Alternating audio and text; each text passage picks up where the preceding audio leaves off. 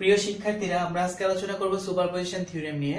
তাহলে আমরা প্রথমে জেনে নিই সুপারপজিশন থিওরেমটা কি। একাধিক সোর্স বিশিষ্ট কোনো লিনিয়ার নেটওয়ার্কের ভিতর দিয়ে প্রতিটি প্যারামিটারের মধ্যে দিয়ে যে পরিমাণ কারেন্ট প্রবাহিত হবে, সোর্সগুলোকে যে কোনো একটাকে পৃথকভাবে বিবেচনা করলে যে কারেন্ট পাবো তাদের সমষ্টি সমান হবে। তাহলে কি, আমি কথাটা আরেকবার বলি যে এটা ধরা যাচ্ছে একটা লিনিয়ার নেটওয়ার্ক। এখানে কি একাধিক উৎস আছে, একটা উৎস। তাহলে এই প্যারামিটার, এই প্যারামিটার, এই প্যারামিটার, তিনটা প্যারামিটার আছে এখানে। এই প্যারামিটার ভিতর দিয়ে যে কারেন্ট প্রবাহিত হবে, তা আমি যদি যে কোনো একটা সোর্স প্রথম বিবেচনা করি, ধরো আমি এই সোর্সটা অফ, আমি এইটাকে বিবেচনা করলাম, তাহলে একটা কারেন্ট পাবো। আবার এই সোর্সটা অফ, এইটা সোর্স অন আছে, তখন আমি সেই বিবেচনা করলে কি পাবো, আরেকটা কারেন্ট পাবো। এই প্যারামিটার ভিতর দিয়ে কি হবে, আরেকটা কারেন্ট প্রবাহিত হবে। তাহলে আমি প্রথম সোর্স যে পরিমাণ কারেন্ট প্রবাহিত হয়েছিল এবং দ্বিতীয় সোর্স দ্বারা যে পরিমাণ কারেন্ট প্রবাহিত হয়েছিল, এই দুটোকে আমি যদি যোগ করি, তাহলে প্রথমেই যে প্যারামিটার দিয়ে যে কারেন্টগুলো প্রবাহিত হতো তার সমান হবে। তাই সংজ্ঞাটা কি বলা হয়েছে, সংজ্ঞা বলা হয়েছিল একাধিক সোর্স বিশিষ্ট কোনো লিনিয়ার নেটওয়ার্কের যে কোনো প্যারামিটারের ভিতর দিয়ে প্রবাহিত কারেন্ট প্রত্যেকটি সোর্সকে আলাদাভাবে বিবেচনা করলে উক্ত প্যারামিটার দিয়ে প্রবাহিত কারেন্টের বীজগাণিতিক যোগফল কি হবে বলতো, সমান হবে। তাই আমরা এই সার্কিটটা নিয়ে এখন একটু অ্যানালাইসিস করব বিস্তারিত। তাহলে ফার্স্ট একটু দেখি যে কোন একটা সার্কিট যদি আমার দেয়া থাকে একাধিক সোর্স বিশিষ্ট, তাহলে আমার কাজ হচ্ছে যে কোনো একটা সোর্সকে রেখে বাদ বাকি সবগুলো সোর্স কি করতে হবে বলতো, সবগুলো সোর্সকে এখান থেকে সরিয়ে নিতে হবে। তাহলে দেখি প্রথমে আমি এটাকে, সোর্স আছে কয়টা বলো, এখানে সোর্স আছে কয়টা, দুইটা, E1 আর একটা সোর্স E2।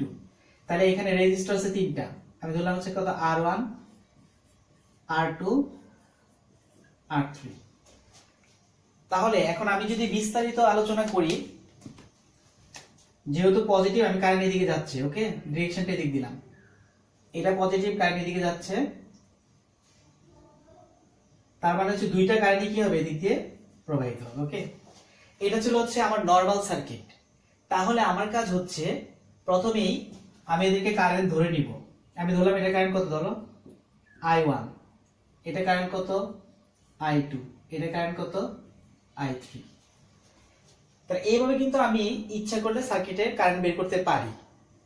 কিন্তু কথা হচ্ছে, আমরা যখন সুপারপজিশন থিওরেম ইউজ করব, তখন একাধিক সোর্সকে একসাথে রাখবো না। যে কোনো একটা সোর্সকে রেখে বাদ বাকি সবগুলো সোর্স কি করতে হবে বলতো, এখান থেকে সরিয়ে নিতে হবে। সোর্সটাকে আমরা কি করবো, শর্ট করব। তাহলে আমি একটু দেখি, আমি ধরো E1 সোর্সকে রাখবো, তাহলে সার্কিটটা কেমন হবে। তাহলে আমরা মূল সার্কিটটাকে দুইটা অংশে বিভক্ত করলাম, কারণ আমার এখানে দুইটা সোর্স ছিল। তাহলে ফার্স্ট একটা দেখো যে আমি E1 সোর্স রাখলাম, E2 সোর্স কিন্তু এখানে নেই, সেটা অফ করে ফেলছি। আবার দেখো এই সার্কিটের ক্ষেত্রে দেখো আমি E2 সোর্সকে রাখছি, কিন্তু E1 সোর্সকে অলরেডি কি করলাম, অফ করে দিলাম, মানে শর্ট করে দিলাম এখানে, হ্যাঁ।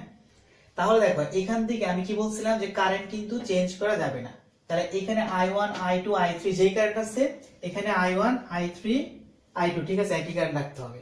তাহলে এটা কারেন্টের ডিরেকশনটা দেখো, এটা কারেন্ট যাচ্ছে এদিক থেকে যাবে, গিয়ে দুটো অংশে বিভক্ত হবে, এদিকে যাবে I2 আর যাবে I3। আবার এটা দেখো এদিক থেকে কারেন্ট শুরু হয়েছে, এদিকে কারেন্ট এসে তার দুটো অংশে বিভক্ত হবে, একটা I3 একটা কত হবে I1। এখন আমার কাজ হচ্ছে, আমাদের সার্কিটের থিওরেমটা কি বলেছিল, সার্কিট থিওরেম বলেছিল আমি যদি আলাদা আলাদা সোর্স নিয়ে কি করি বলতো, সার্কিট গঠন করি, সেক্ষেত্রে আলাদা আলাদা সোর্স থেকে প্রাপ্ত কারেন্টের মান দুইটা যদি আমি কি করি, মান দুইটা বা যতগুলো সোর্স আমি ততটুকু ভাবে আলাদা করব, তাহলে আমি যখন আলাদা আলাদা সোর্স নিয়ে যে কারেন্ট গুলো বের করব, সেই কারেন্ট গুলোর যোগফল মূল যে কারেন্টটা ছিল সেই কারেন্টের সমান হবে।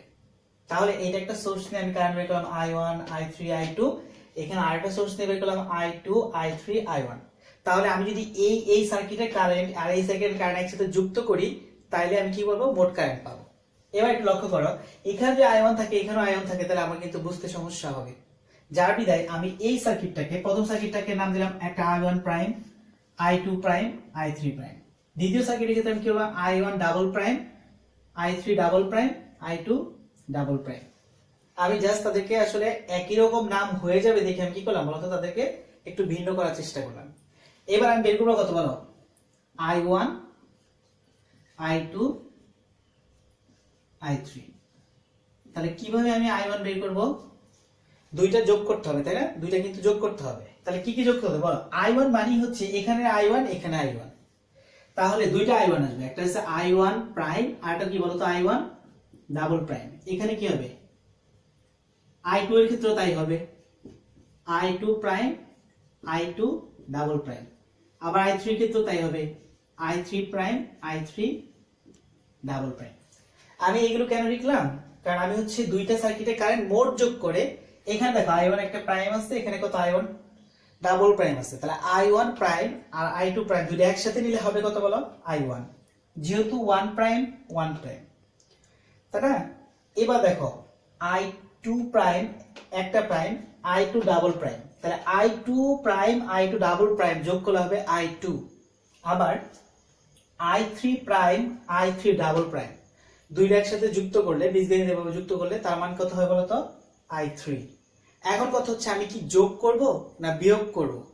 এই দুটো কারণে আমি কি করব বলতো? I1 প্রাইম আর I2 ডাবল প্রাইম কি যোগ করব না বিয়োগ করব, সেটা ডিপেন্ড করবে আমার ডিরেকশনের উপর, কারেন্টের নির্দেশের উপর, কোন দিকে কারেন্ট যাচ্ছে, ঠিক আছে, দিকের উপর। ফার্স্টে দেখো I1 প্রাইম এই দিক থেকে কারেন্ট যাচ্ছিল এই দিকে, এই সার্কিটের ক্ষেত্রে লক্ষ্য করো I1 প্রাইম কি কারেন্ট কোন দিকে যাচ্ছে? এখান থেকে কারেন্ট বের হয়ে যাচ্ছিল এই দিকে যাচ্ছে। ঠিক তুমি যদি সোর্স 2 ধরে যেটা ধরছো, সেই সোর্স 2 তে যদি তুমি একটু লক্ষ্য করো, তাহলে দেখবে তার কারেন্টটা কি আসতেছে বলতো? তার এদিক থেকে আরো এদিকে আসতেছে। তার মানে হচ্ছে কি, সোর্স 1 এ যেদিক দিয়ে যাচ্ছে মানে I1 টা, কিন্তু সোর্স 2 এর ক্ষেত্রে সেটা কি তার উল্টা দিক থেকে আসতেছে। তাহলে এই I1 আর এই I1 কি যোগ হবে না বিয়োগ হবে? যদি একই দিকে থাকতো তাহলে যোগ, যেহেতু এ যাচ্ছে এই দিকে আর এ যাচ্ছে এই দিকে, তাহলে পরস্পর কি করছে বলতো? পরস্পর কি একই দিকে না, ভিন্ন দিকে যাচ্ছে, তাহলে হবে কি এটা বিয়োগ, তাহলে এটা হচ্ছে বিয়োগ। আবার লক্ষ্য করি এবার I2, এই সার্কিটের ক্ষেত্রে I2 কোন দিকে যাচ্ছে বলতো? নিচের দিকে যাচ্ছে। এই আমি যদি সোর্স 1 রাখি, তার ক্ষেত্রে I1 কোথায় যাচ্ছে বলো? I2 টা নিচের দিকে যাচ্ছে। আর সোর্স 2 এর ক্ষেত্রে I2 কোন দিকে যাচ্ছে বলতো? উপরের দিকে যাচ্ছে। সোর্স 1 এ সে যাচ্ছিল নিচে, আর সোর্স 2 তে সে যাচ্ছে কোথায়? উপরে। তার মানে তাদের ডিরেকশনও কি বলতো? তাদের ডিরেকশনও কি ভিন্ন দিকে, একই দিকে না। তাহলে তারাও ভিন্ন দিকে, তাহলে কি হবে? সেটাও মাইনাস হবে। এবার আসে I3, এই দেখো E1 যখন সোর্স আছে আমার, তখন কিন্তু I3 কোন দিকে যাচ্ছিল? নিচের দিকে। I3 ডিরেকশন কোন দিকে? নিচের দিকে। আবার যখন আমি কি করলাম বলতো? এই E2 ধরলাম, তখন তার সোর্স তখনও কি বলতো? কারেন্টের I3 কারেন্টের ডিরেকশন কোন দিকে? নিচের দিকে। তাহলে এই সার্কিটও I3 নিচে যাচ্ছে, এই সার্কিটও I3 কোথায় যাচ্ছে? নিচে যাচ্ছে। তাহলে এই I3 দুইটা দিকই কি একই সাথে, একই দিকে, যার ভিতরে তারা দুজন কি হবে বলতো? যুক্ত হবে, যোগ হবে। তাহলে এভাবে আমি কি করব? প্রথমে যে সোর্সটা থাকবে, একাধিক সোর্স বিশিষ্ট কোনো লিনিয়ার নেটওয়ার্ক থাকলে আমার কাজ হচ্ছে প্রথমে আলাদা আলাদা সোর্সে রূপান্তর করা।